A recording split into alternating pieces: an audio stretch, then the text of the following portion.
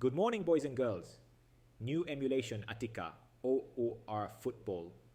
Manager 24, and it is that of Zeman and his Zemanlandia. I will create emulations of his 1991-92 Foggia and 2011-2012 Pescara.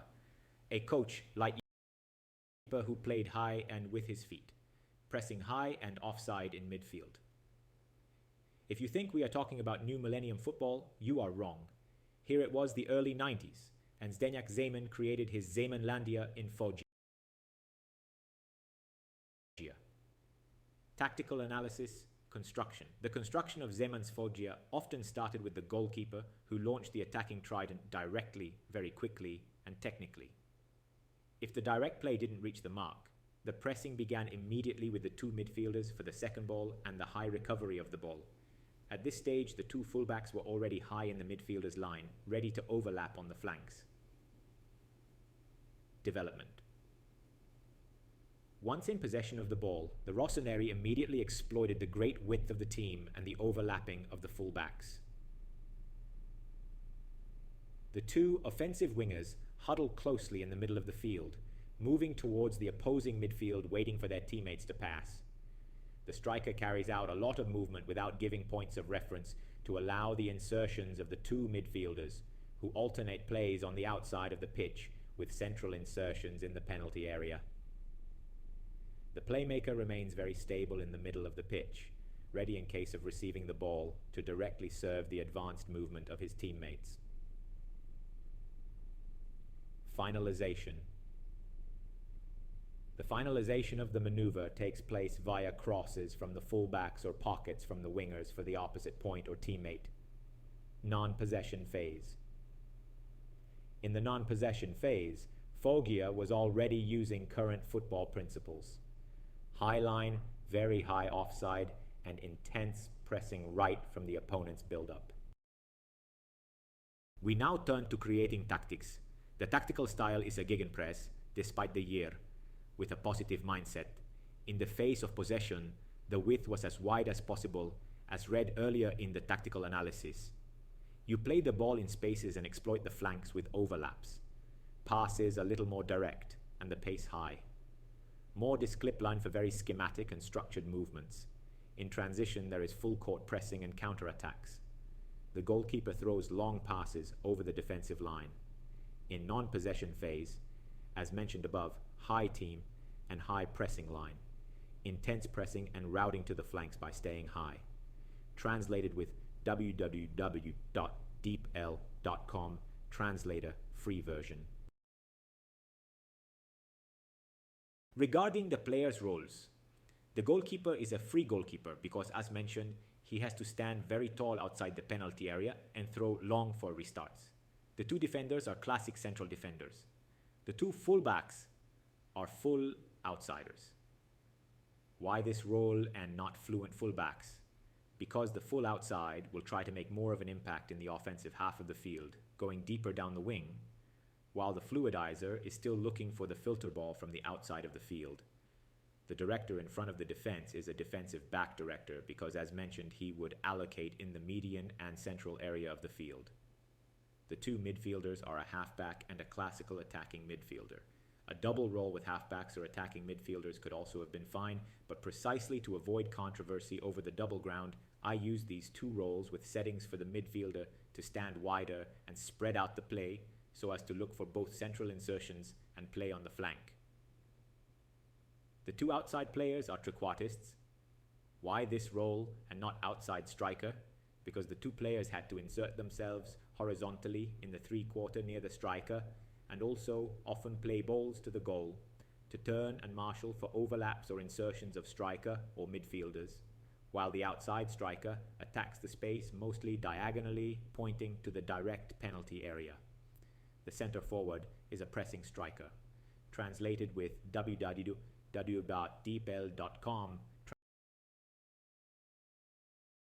Let us now look at the results in dry stadio N, without management. M-only tactical test. The database is from 1992, so we are talking about the great Milan of the Dutch, Inter of the Germans, Juventus of the great Vialli, Sampdoria winning the championship, and Champions League finalist, and Empoli winning the championship and UEFA Cup shortly before. We start with very good victories in Serie A until the defeats with Milan and Napoli. We restart with great positive series between wins and draws until we reach the final of the Italian Cup, where we beat Milan. We lose on the last day of the championship, but it matters little because we were already champions of Italy, so Daube, 2 trophies out of 2. We win the Serie A with 138 goals scored and 49 conceded. The top scorer is Van Basten, followed by our own Baitno. The assist man is Signori with 21, followed by Rambaudi at 16. In the Coppa Italia, we score 18 goals, ending the season with 146 goals in only 2 competitions. Baiano finishes with 37 total goals, Signori with 20 goals and 23 assists, as well as Rambaudi with 20 and 17. The 2 midfielders finish with 19 and 16 goals and 13 and 17 assists. After that great team and fairy tale created in Foggia, Zeman tries adventures in Lazio and Rome among others, but with much less success. The doping scandal and the accusations made against Juventus blocked his career, and he remained away from big football for several years. In 2011, however, Zemanlandia reopened its doors from Pescara. Talents such as Lorenzo Insigne, Ciro Immobile, and Marco Verratti exploded in that team. The latter is one of the strongest Italian footballers of the last decade and has never played in Serie A because after that good championship in Serie B with the Dolphins, the director will move directly to PSG. The Bohemian coach changes little from his tactical style and playing philosophy implemented at Foggia, other than the movements and actions of the attacking wingers and the construction. Tactical analysis construction Pescara, unlike their Foggia, built with less direct passes, and it was not the goalkeeper who launched the actions but rather Verratti, the playmaker in front of the defense. The position of fullbacks and attacking wingers remains unchanged. Development. After the ball reaches the talent of Verratti, we immediately look for verticalization towards the attacking wingers who always start wide, but instead of cutting horizontally inside the field, they cut diagonally, aiming straight at the penalty area to receive the ball and close the gap. Action. Same movement in depth, but centrally made by the attacker and central midfielders. Finalization. Pescara had many variations to finalize the action.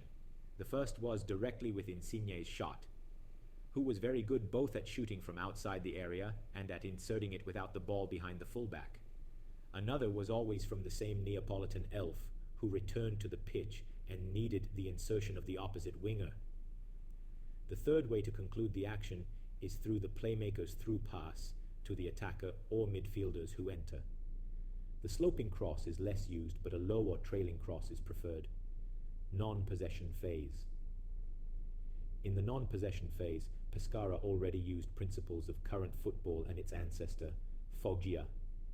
High line, very high offside, and intense pressing right from the opponent's build-up.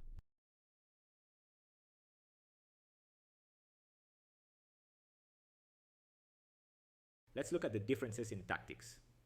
The construction is from below and passes through central streets from Verratti. In the transition phase, the goalkeeper passes to the director. The different roles are the goalkeeper, who is classic, and the point guard, who is a director. The wingers are wide forwards and center forwards. Let's now examine the results with the current Pescara and Foggia. Let's now examine the results with the current Pescara and Foggia. Both win their respective groups. Foggia also wins the Super Cup and the Serie C Italian Cup. Cupo finishes with 35 goals, Merola with 20, Aconero 14, as well as midfielder Aloy. Foggia finishes with 156 total goals, winning all 3 trophies. Peralta 37 goals and 22 assists, Taunkara 27 and 11, and so on, the others seen in the screenshot. We are at the end of this video, guys.